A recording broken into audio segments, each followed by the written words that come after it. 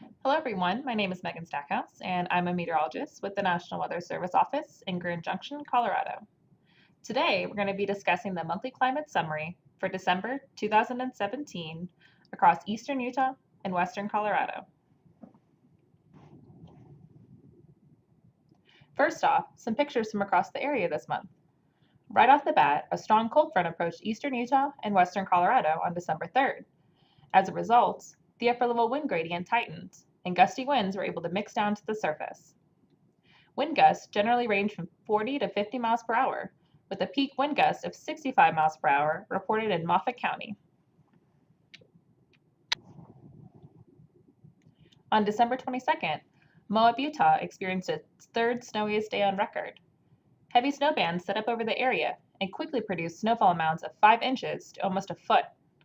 Conditions improved the next morning as the storm progressed to the east, leaving a beautiful blanket of white snow in Grand County. Several locations across the region were able to experience a white Christmas thanks to the progression of a strong and cold winter storm, especially over the northern and central Colorado mountains. Snow began Christmas Eve and continued to fall through Christmas Day, tapering off on the 26th.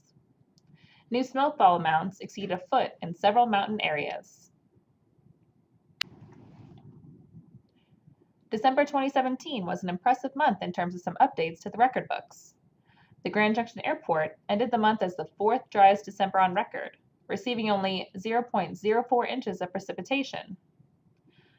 Moab, Utah experienced their third snowiest day ever on December 22nd.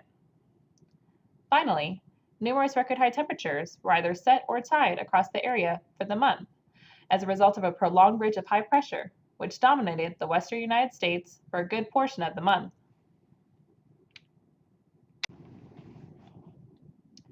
And now, a look at the month as a whole.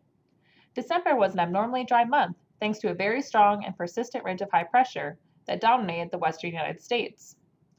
Several weak disturbances attempted to make it through the ridge, but most became starved of any significant moisture and just produced some increased clouds. Thankfully, the ridge shifted towards the latter half of December, which allowed 2 decent storms to move through the region right around Christmas and bring some much needed precipitation. From the data just collected from our automated stations at 10 different airports across eastern Utah and western Colorado, every single site ended the month with below normal precipitation. The most notable deficit was at the Cortez Airport, which only received a trace of precipitation throughout the entire month.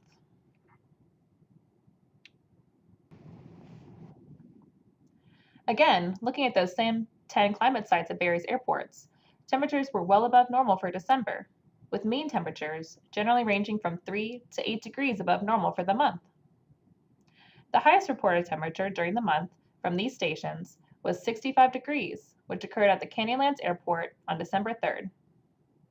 The coldest temperature of negative 14 degrees was measured at the Craig Airport on December 24th. As previously mentioned, numerous record high temperatures were either set or tied throughout the month across eastern Utah and western Colorado, based on information from various cooperative observers. And finally, a look ahead to the month of January. The Climate Prediction Center's latest monthly outlook shows odds favoring warmer than normal temperatures for eastern Utah and western Colorado.